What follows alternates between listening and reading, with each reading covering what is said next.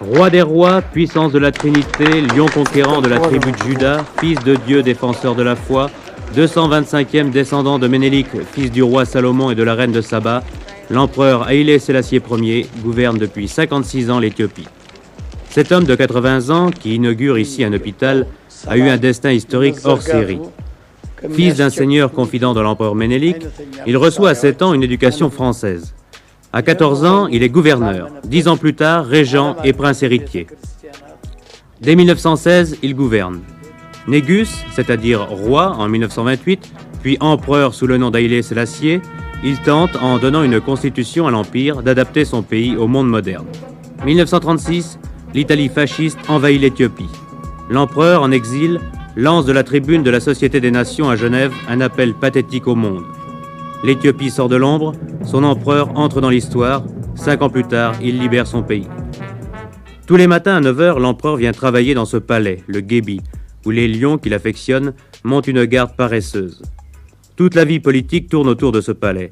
Ici, l'empereur prend ses décisions, reçoit ses ministres et rend la justice.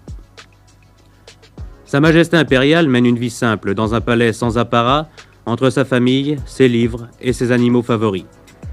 Paternaliste mais généreux, il distribue chaque dimanche pain et argent aux pauvres. Volontaire et mystique, il assiste à la messe chaque matin. Clément et autoritaire, il a combattu par le fer et le sang ses opposants. Moderne mais prudent, il s'est préoccupé personnellement de l'économie et de l'éducation de son pays. Par son prestige, il s'est imposé comme le champion de l'unité africaine. Ami de toutes les grandes puissances, diplomate infatigable, il a rencontré tous les grands chefs d'État.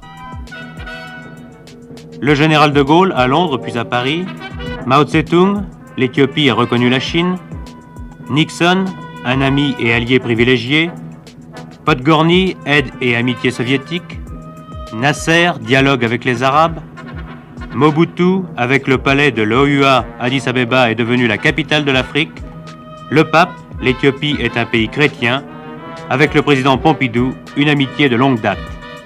L'amitié de deux peuples, ce n'est pas nouveau. Pour renouveler, il ne faut pas donner du temps sans parler, sans penser. Les deux peuples, il a besoin de nos chefs d'État.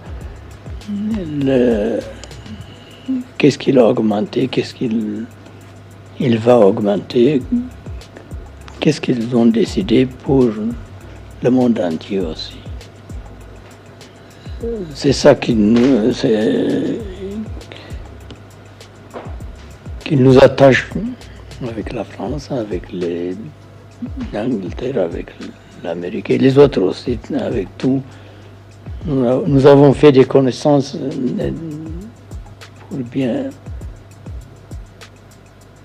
pour faire bien pour le peuple. Ce qu'il nous a confié, c'est Vous comprenez maintenant pourquoi le siège de l'Union africaine se trouve en Éthiopie.